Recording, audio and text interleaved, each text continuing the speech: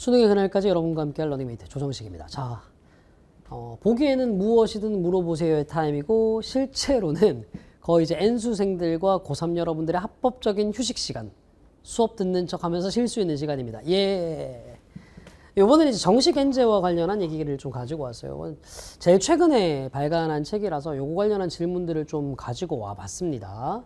다소 조금 험악한 사진, 제가 미리 PPT 넘겨봐서 알잖아요. 험악한 사진들이 나오더라도 양해를 좀 구할게요. 이게 올라가는 시점이 월요일이니까 스승의 날이겠네요.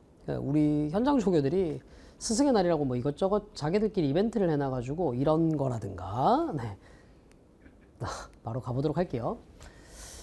요 친구가 그 월간지 대체 컨텐츠 나온다라고 했는데 이게 일단 저는 캐스트에서 얘기한 적이 없는데 어쨌든 월간지 대체 컨텐츠가 나온다라고 했는데 그게 엔제인가요? 맞아요. 여기 한정 판매인가요? 라고 했는데 아니에요. 제가 이제 한정 판매를 하는 교재의 성격은 뭐 크게 두 가지입니다. 첫 번째는 뭐냐면 제가 배송비를 부담을 해야 되다 보니까 판매했을 때 조금 저 자신한테 부담이 되는 컨텐츠들이 있어요. 이게 이제 월간지였던 거고, 두 번째는 EBS 분석서. 요거는 이게 이래요. 책을 내놓고 난 다음에 내년에도 연속해서 쭉 꾸준히 팔 수가 없는 컨텐츠예요. EBS 분석. 올해 EBS 끝나면 끝났잖아. 그래서 요거는 한정된 수량만 딱 찍어서 팔고 끝낼 수밖에 없거든.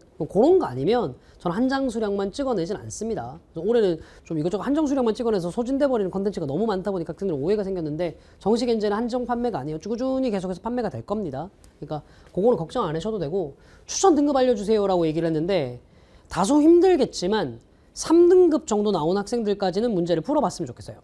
그러니까 이게 그렇거든. 3등급 정도가 나오면 사실은 좀 틀리는 문제가 거의 킬러, 준킬러 유형의 좀 몰빵인 학생이라고 생각을 해야 돼. 순서 삽입 빈칸.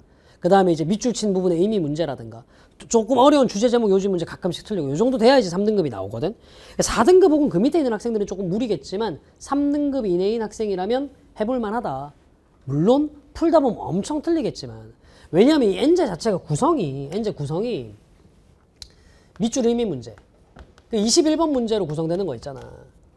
그거랑 주제 제목 요지 문제, 이게 대입 파악이라고 얘기를 하거든.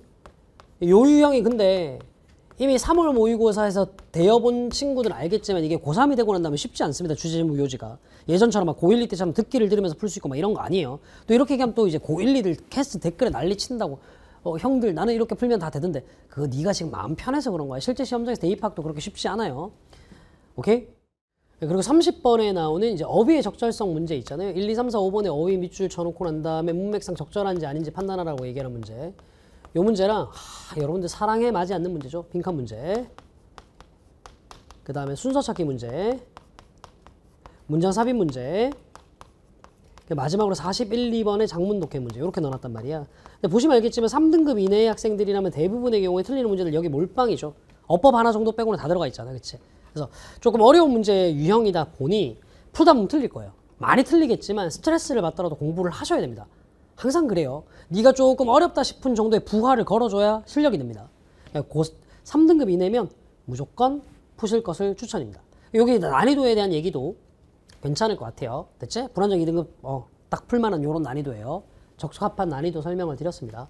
그 다음에 두 번째는 이제 미더바를 하고 있는데 요거 끝나고 확실해 나갈 때 병행하는 게 나을까요? 예스.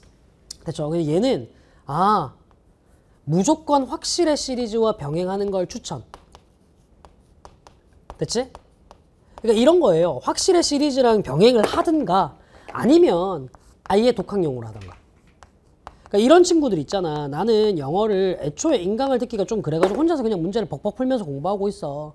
그럼 성적도 크게 나쁘지 않고 끝까지 감만 유지하면 돼. 라는 친구들은요, 그냥 독학용으로 푸셔도 됩니다. 근데 제 커리큘럼을 쭉 따라올 친구들 같으면 확실해와 병행을 하는 걸 추천. 그러니까 이 친구 같은 경우도 작년 버전 확실해 수강을 했는데 체화가 안 된 것 같다. 그럼 어떻게 해야 되냐 했는데, 아니 이게 기출문제 베이스다 보니까 자꾸 보다 보면 답이 기억이 나요. 여러 번 회독수를 늘린다고 문제풀이 강좌는 늘지 않습니다. 그러니까 엔제를 풀면서 연습하시면 될 것 같아요. 됐죠? 자, 그 다음 맨 마지막 질문인데, 시간 제한을 둘까요? 두지 않는 게 좋을까요? 라고 하는데, 너무 느낌 딱 오지 않니? 이거 시간 제한 두고 풀만한 문제 유형이 아니지 않나요? 그래서 문제 풀이 시 어떻게? 시간 제한은 두지 않는다. 됐죠? 오답 정리는 제가 뭔가 따로 말씀을 드릴 게 없을 것 같아요. 오답 정리는 그냥 네가 편한 방식대로 하세요. 네가 편한 방식대로. 그러니까 뭐 문제마다 다르잖아요. 단어를 몰라서 틀렸으면 단어 외우시면 되는 거고. 글 내용을 이해 못했으면 글 내용을 이해하는 방식으로 공부를 하시면 되는 거고. 뭐 그렇게 하시면 될 것 같고 하루 권장 풀이량도 네가 정하세요. 네가. 저는 기본적으로 여러분들 학습량을 기준으로 봤을 때 최소한 하루의 내문항, 최소 하루 내문항에서 네가 영어에 조금 익숙한 학생이고 문제 푸는 속도가 좀 빠른 학생이라면 한 10문항 정도까지 매일매일 풀면은 딱 베스트이지 않을까 싶어요. 됐습니까? 근데 다만 좀 이건 좀 부탁드리고 싶은데 이게 문제 유형별로 쭉 있다 보니까 그냥 문항 수만 계산을 해서 문제를 풀다 보면 하루는 밑줄임이 문제만 쭉 풀고 다음날은 어느 날부터 대입만 쭉 풀고 이렇게 된단 말이야. 섞어서 푸세요. 그러니까 무슨 얘기냐면 하루는 날 잡고 한 문제 풀어. 또 하루는 날 잡고 한 문제 두 문제 이렇게 풀어. 여기 작문도 그냥 두 문제 있잖아. 그렇게 하면 네 문제 이렇게 조합이 된단 말이야. 그런 식으로 섞어서 문제를 풀 수 있도록 해주시면 베스트. 됐죠? 자, 그래서 제가 지금 답변 다 드린 것 같아요. 요 시험, 요 엔제라는 책 자체는 요런 성격의 문제들로 구성이 되다 보니까 문제가 난이도가 좀 있다. 그래서 3등급 이내의 학생들이 풀어라. 스트레스를 받더라도 무조건 덤벼야 된다. 근데 내 커리큘럼을 듣는 학생이라면 확실해와 병행을 해라. 내 커리큘럼을 듣는 학생이 아니라면 독학용으로 보셔도 된다. 그리고 문제를 풀 때 시간 제한 안 두셔도 되는데 하루 요 정도 문제씩이 풀면 좋을 것 같고 오답은 본인이 알아서 하시면 된다. 됐죠?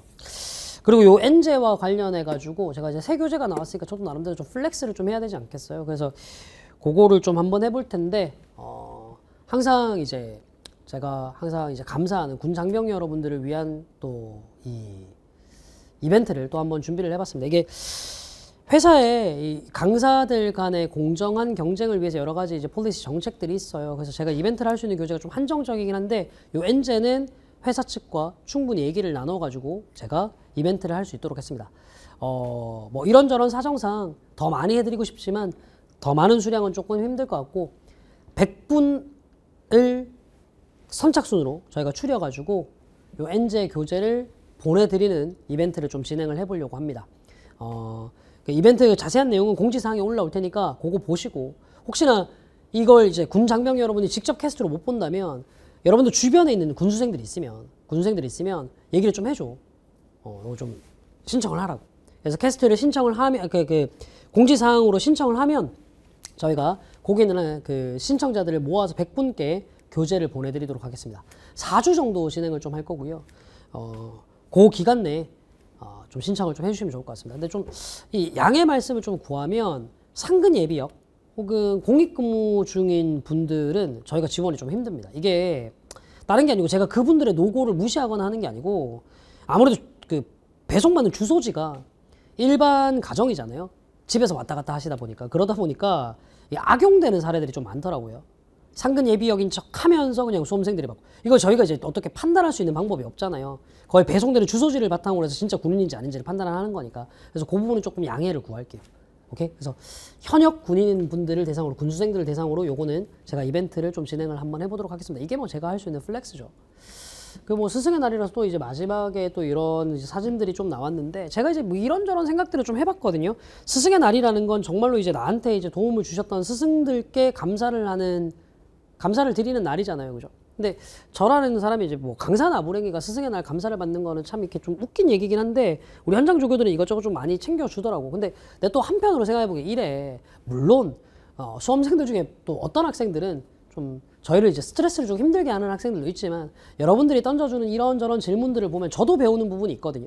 저만 여러분들의 선생인 게 아니라 여러분들도 저의 선생이지 않을까라는 생각에서 여러분들께 좀 감사 인사 드리겠다 우리 조교들이 같이 인사를 좀 한다고 합니다. 앞에 좀 나와서 솔직히 이제 얘들이 입고 있는 옷이나 머리띠는 너무 쪽팔려요. 저도 이런 거 안 했으면 좋겠는데 이거 제가 얘기한 거 아닙니다. 지들이 와가지고 이걸 하고 싶대요. 그래서 그 좀 감사 인사를 드린다고 했는데 애들이 또 나름대로 이제 악플이 무서워가지고 또 마스크를 다 끼고 나왔어요. 그러니까 선한 리플 많이 달아주시고 자 수능의 그날까지 함께 달려가도록 합시다. 자 인사할까요? 안녕. 파이팅입니다. 육모도 파이팅이고요. 네, 수능 파이팅, 육모도 파이팅. 자 지금까지 조정식이었습니다. 감사합니다. 바이바이. 쿠키 영상이야. 계속 손 흔들어. 계속 흔들어. 끝.